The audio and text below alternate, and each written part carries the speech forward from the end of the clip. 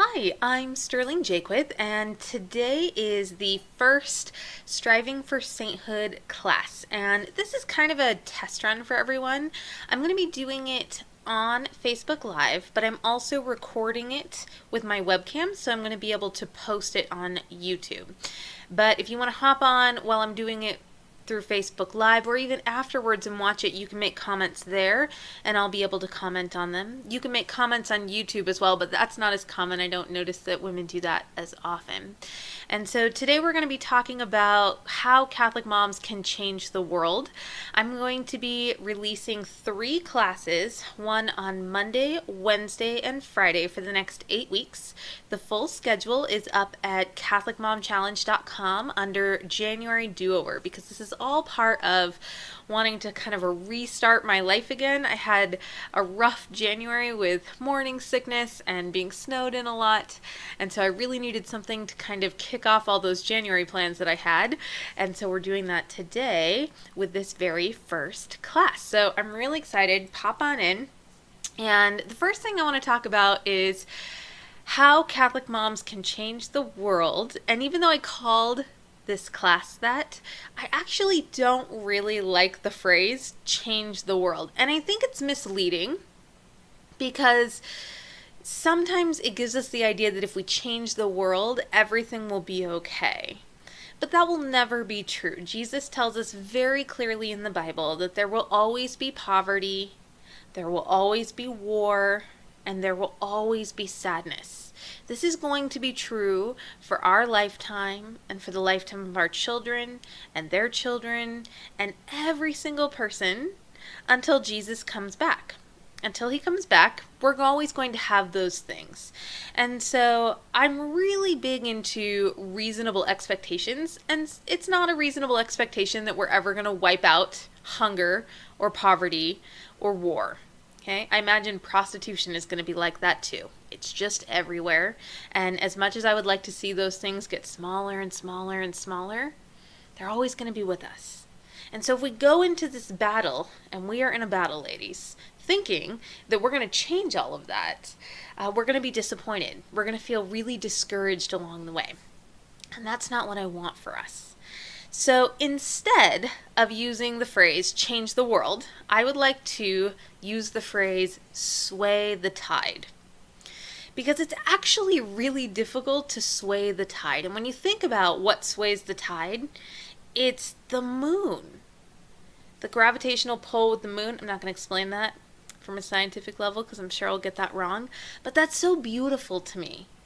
Because I just like thinking of all of the Catholic mothers of the world as being strong, like the moon. And I think if we get together and we get really, really focused on what our mission should be, that we can sway the tide of what's happening in the world right now.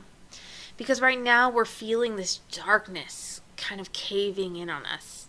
And I think that that is something that really happened a lot for most of us in 2016, whether that was happening on a local, personal level or whether that was happening on a national or an international level. It was a really dark year, and it continues to be throwing a lot of curveballs at us. And it can be really easy to give into this darkness and just think, Lord, why are all these things happening? And why do I feel so alone? I think especially as Catholic women, we feel really isolated right now. There isn't a good place for us. And we're certainly not being celebrated. And I really believe that if we can get clear on our mission and if we can come together, that we can sway the tide with this next generation. And so by swaying the tide, I want us to realize that I was reading an article the other day about how conservatives are growing exponentially because liberals, I'm just going to use these terms broadly, and I realize they're not perfect buckets, but just kind of most people who are liberal and live in big cities or who are in same-sex relationships aren't having children. They're not having children. Or they might have 1 or maybe 2. But guess who's having a bucket full of children? Catholics, Mormons, and the Amish. And all of those groups of people have something really wonderful in common. And that is the family values of kindness and hard work. where we all embrace a certain level of suffering on behalf of Christ. And I know there's a ton of differences between Catholicism and Mormonism and the Amish, but I do have a lot of respect for how much each of our groups really clings to the idea of how powerful the family unit is, and how working hard and embracing suffering can be so good for us as a family and then for us as a community. And so as our three groups of people keep having tons and tons of children, and I realize that's not all of us, probably won't be me, I probably won't have 12 kids.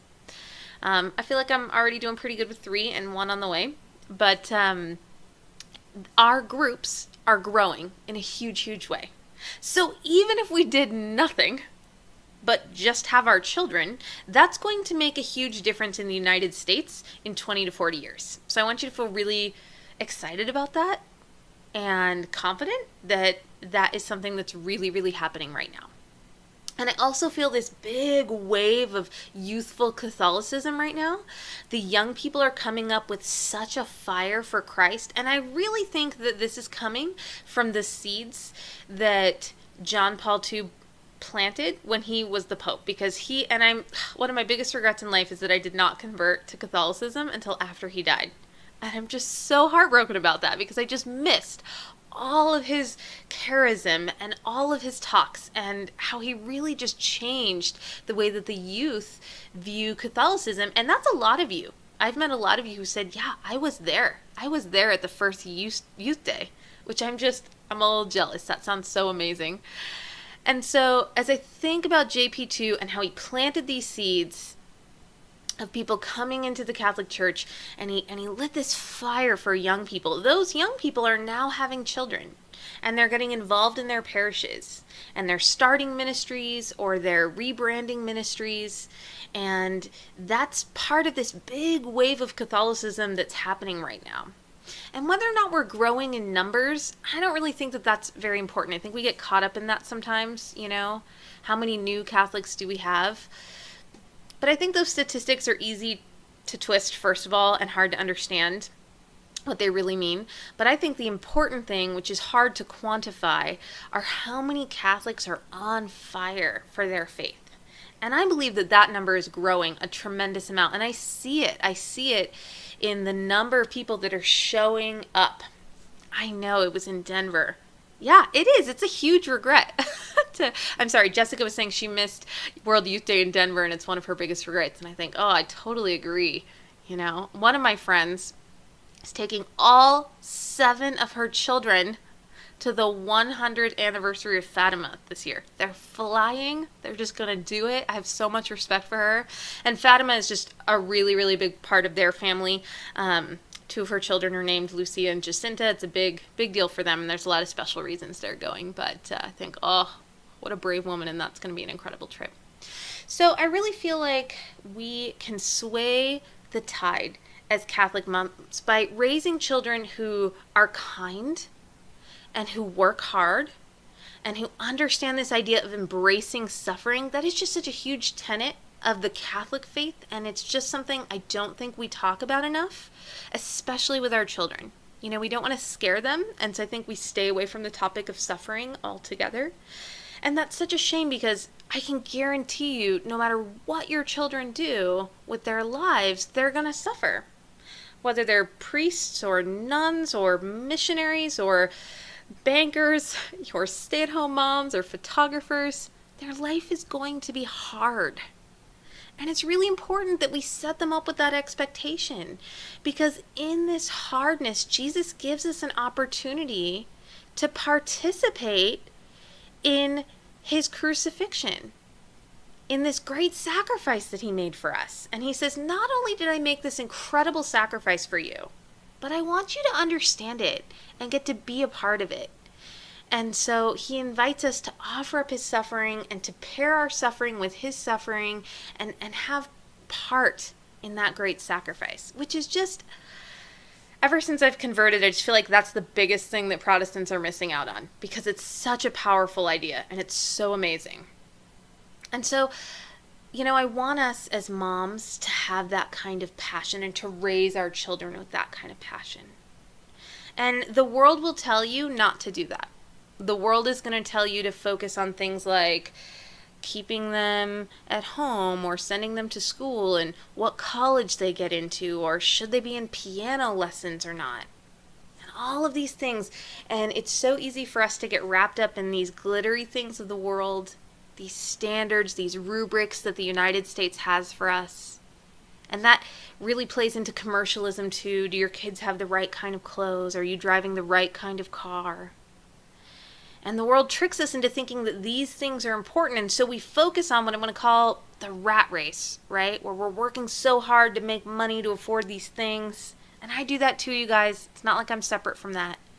I just have to wake up every day and say, don't run the rat race. Run the race for heaven, because that's what we should be doing. And I think that really comes down to training our children up in virtues. I'm a big fan of virtues, and there's a couple different lists that you can go by, but whatever list you pick, focusing on virtues and really making sure that as a family, all the activities you choose line up with those virtues, or at least you're trying. Because if you want to sign up for lots and lots of soccer practice, that's okay. But make sure you understand that you're raising a child who's learning how to push through physical pain and work together as a teammate and to, be committed to something that they signed up for. And then that traces back to these virtues that you want them to have, that you want your family to exemplify. And I think too many of us are focused on accomplishments and tasks instead of virtues. And if we just had that refocus, it would help us to say no to more things. And I think most of us need to be saying no to at least a third of the things we've said yes to, which is tough. I know it is. But at the end of the day, they're not important. And I was just sitting in a class the other day, actually with an Episcopalian pastor, which is funny how I ended up next to this guy. But he said something so simple, but it really struck me. He said, the most important thing is to make the most important thing the most important thing. And what I love about Protestants is they always want to talk about Jesus. It's just a Jesus show all the time. And so I feel like that's one thing we miss out a little bit on as Catholics. And that's what he was talking about. The most important thing is to make Jesus the most important thing. And it's so difficult to do that because we wake up and already our phone and our internet and our bank statement, they're pulling at us and they're making us feel like something else is more important. But it's not. Nothing's more important than Jesus. Nothing is more important than your salvation. And while it is not your responsibility to make sure that your children and your husband are saved, it is your job to lead them in that direction, the best that you can. God does not put that on you. Your children and your husband ultimately have the choice to choose Jesus and to choose heaven. But it is our job as mothers and as wives to lead them there in the best way that we can and not to lead them away. And it's tough to do that. Sometimes I find myself leading my husband away in small ways. Like, let's watch this science fiction show on television instead of watching a really awesome video on Formed. If you are not part of formed.org, you should check it out. Amazing Catholic videos and resources there. But I don't want to do that sometimes, right? Like sometimes I just want to sit and watch something silly. And I don't want to watch something great and Catholic. And so I'll lead my husband away. Now, God doesn't call us to work all the time. He wants us to have leisure. That's an important part of being human and being Catholic. I think Catholics are really good at that. But it's about finding balance. And so as Catholic wives and mothers, we want to be leading, our husband and our children to heaven. And the best way to do that is really to start with ourselves. And I think that there are really 3 ways that we should be working on this. The first way that we should be working on improving our own life is to get control of our thoughts. I don't know about you ladies, but I really struggle with that. In the temperaments that God gave you, I'm primarily a sanguine, which you can tell because I like talking all the time and making lots of friends and doing things like this. Sanguines like that. But my secondary trait is melancholy, which means sadness and being hard on myself and negative self-talk. I have a very negative track in my brain that says you're not good enough. You screwed that up. You're never going to get better. You're always going to struggle with this. You blew it. It's over. I tend to think in extremes like that. And so it takes a significant amount of energy for me to overcome those thoughts and feelings. Because we are not slaves to our thoughts and our feelings. And I think that's one lie that we've really bought into in society, is that when you feel something, especially as a woman, just go with it. Go with it. That must be real. That must be true. If you're feeling it, it's valid. Chase that down. But that's not true. I feel things all the time that are lies. And it's my job as a responsible adult. I feel like I'm inching my way towards the title of responsible adult. It's my job to check those thoughts and those feelings and go, is that real?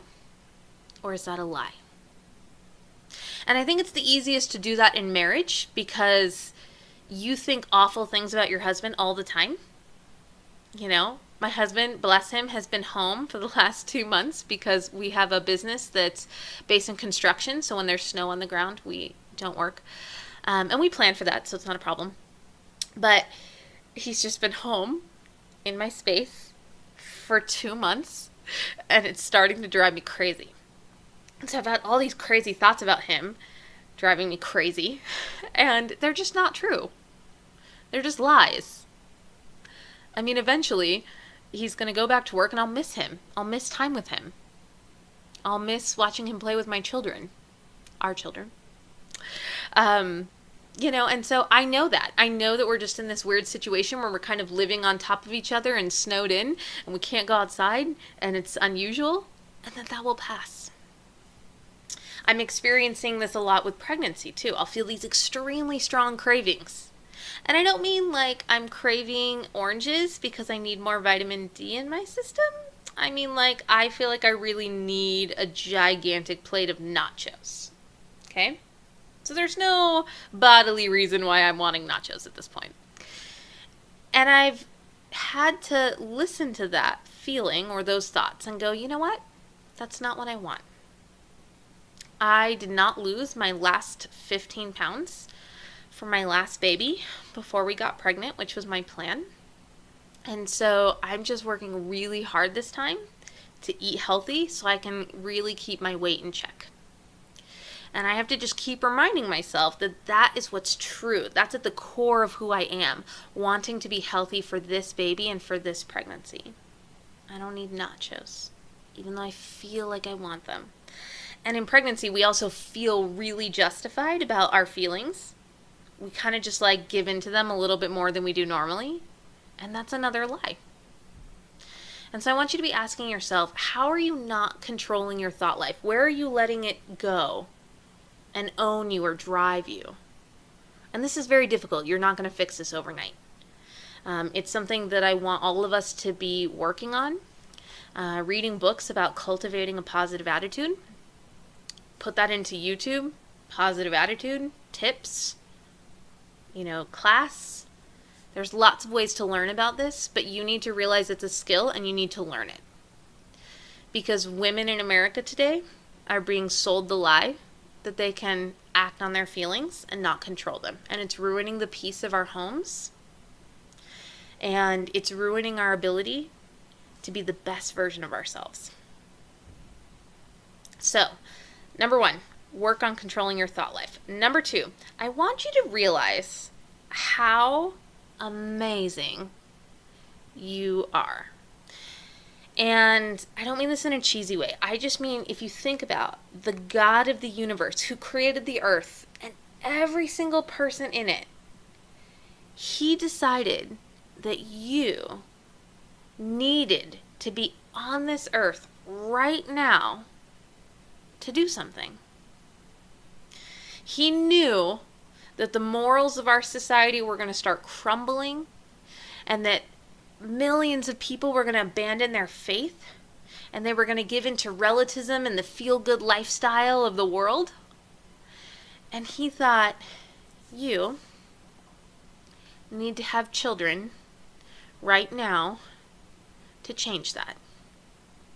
And he knew that you had the perfect combination of intelligence, of heart, of faith, and of love and dedication to create these children that were going to go out and change the world. I just think that's so amazing, and I want you to feel how amazing that is. Because it's not an accident that you were born right now, and it's not an accident that you have the children that you do, and it's not an accident that you're even struggling with the things that you're struggling with right now. Because God uses these trials as a crucible to reform us into exactly who we have to be by the end of our lives. So he also knows what he wants you to look like at the end, and he's molding you into that shape right now. So I want you, in addition to controlling your thought life, I want you to keep telling yourself how amazing you are and how really special it is that you're here and alive right now. And who knows what 100 years it's going to be like. It's either going to be harder or easier. But either way, God has chosen you right now.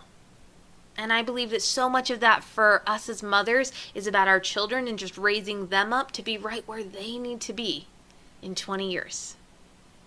Okay, so the second thing is just to really internalize that. Because this is not the kind of self-esteem that we get by just puffing ourselves up and saying, you're great. Because we don't have any greatness from ourselves. We are great because God created us and put us here. And no one can take that away from us. It's absolutely true. And so even when we doubt that, and you're going to doubt it every day. Every day you're going to get a little weak and a little insecure, and you're going to think, oh, I'm blowing it. And I'm not doing the right thing. And this is too hard. But just remind yourself that the God who knows everything, which we can't even comprehend that. He knows everything for all time. He's already seen it. He picked for you to be here at this moment. The third thing that I want to talk about is how we walk with Jesus and with Mary every single day.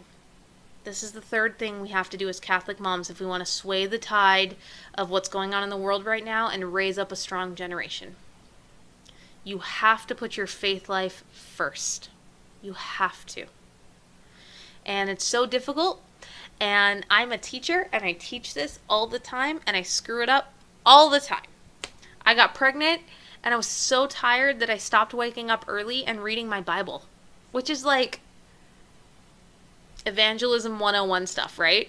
Like, I know I should read my Bible every day, and I got confused and I was tired, and that's even a good reason, but I should have immediately, after missing 2 or 3 days, been able to check myself and said, whoa, what's going on with your Bible reading? You need to put that at a different place. But it took me 2.5 months to figure that out.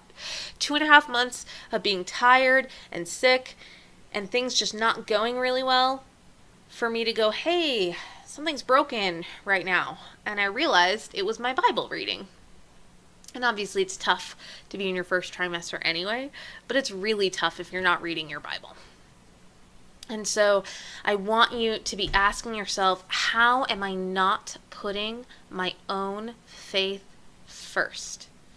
And first doesn't have to mean first thing in the morning. I really like doing it first thing in the morning, but that's just not possible for me when I'm pregnant. Or probably for that matter with a new baby.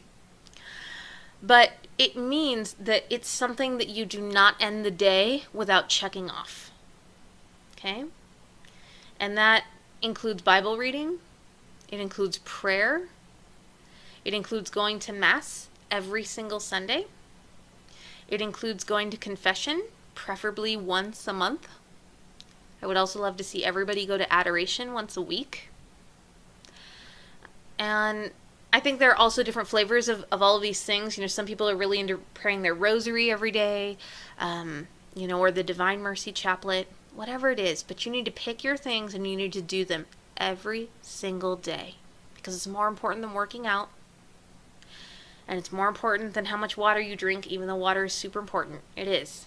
But if you manage to drink your water every single day and you're not reading the Word of God who put you here on this planet right now, something's going to feel broken. And I think the way that I always tell if something is broken is that I stop exhibiting the fruits of the Spirit.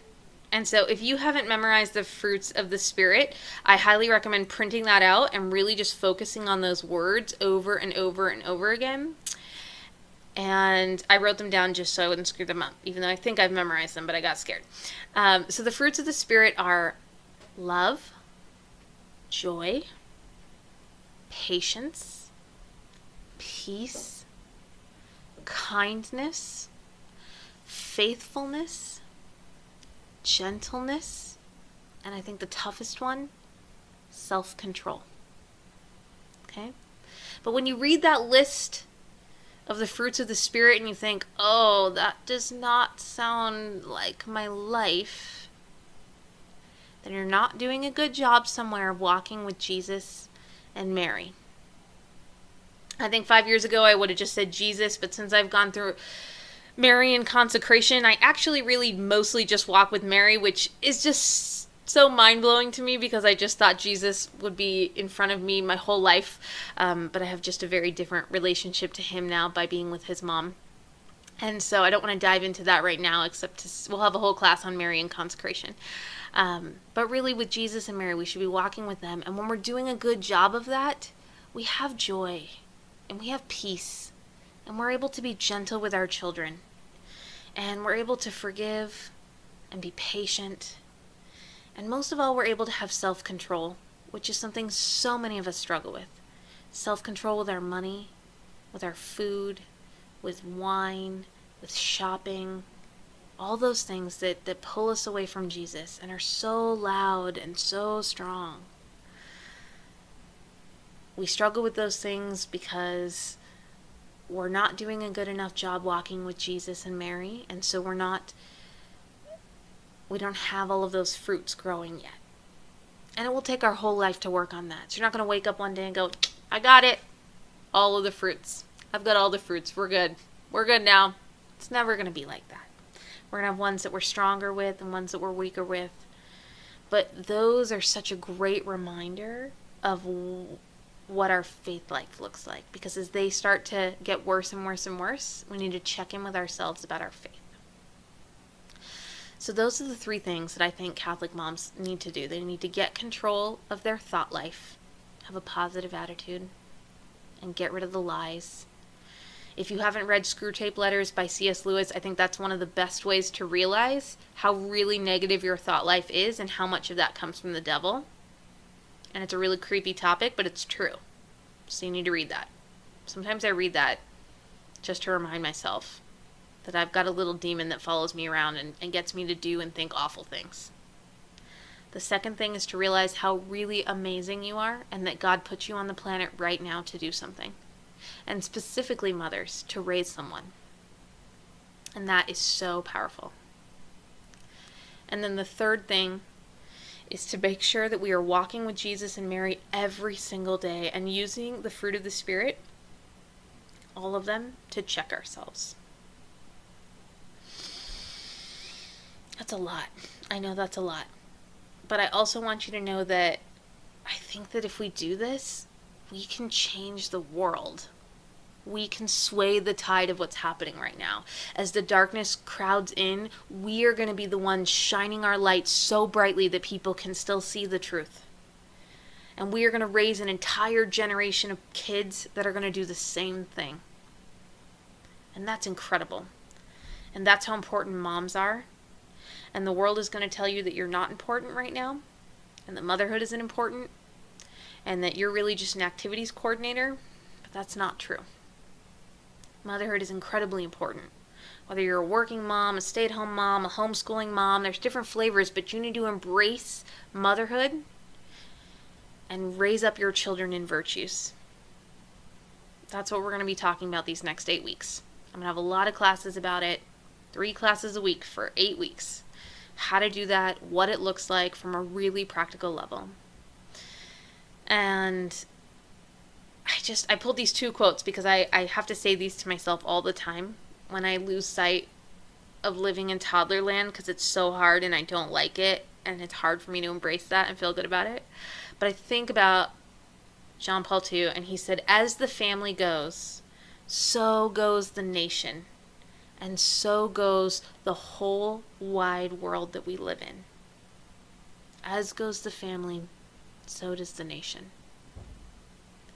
And I think we have the power right now to raise some really awesome people who believe in values, strong family values, strong Christian values, and will go into the world and shine that truth into the darkness. The other quote I really like that gets thrown around a lot, it's been attributed to Saint Teresa of Calcutta, but then sometimes I think I've read she didn't say it, but it doesn't matter. It's still amazing, and I'm going to attribute it to her. And she says, if you want to bring happiness to the whole world, go home and love your family. And that feels so difficult because I think we want to do something more grand. We want to go out and build these great things or be great missionaries, and especially for someone like her who we feel like she was someone who swayed the tide. But she just did it by suffering every day and loving people around her. And we don't want to do that. It feels difficult to go home and do that. It's so much easier to be nicer to strangers than nice to our husbands who have just poked us for the millionth time. And we're hurt over that, and it's hard for us to forgive them and say, I still love you. I'm going to show it by the way I treat you. And it's the same thing with our children. We know we love them unconditionally, but we're not always nice to them unconditionally. And we have to work on that. We're going to talk about that later too. So this was my first class on how Catholic moms can change the world. And you can catch these classes Monday, Wednesday, and Friday. I'm going to post them on YouTube, so you can get them that way too. And if you want to catch up with more about what I'm doing, I'm Sterling Jaquith, and I put out a podcast every Tuesday called Coffee and Pearls, so you can just download that from iTunes. If you want to learn more about Striving for Sainthood, because that's pretty much what I talk about all the time, you can check out my book, Catholic Mom Challenge, at Amazon. And the best way to connect with me is through Facebook. I have a whole bunch of groups. You can start with the Catholic Mom Challenge group, and I do a lot of stuff there, so you can get involved in that and just be with other Catholic women who are trying to strive for sainthood, even though we're not even always sure what that means or what that looks like. We're talking about it, and we're trying to do it together.